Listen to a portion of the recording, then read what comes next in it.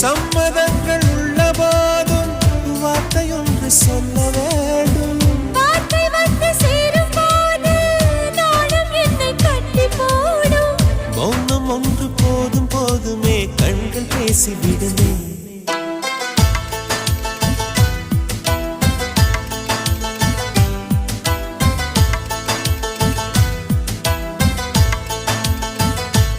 எனக்கொரு ஸ்நேகிதி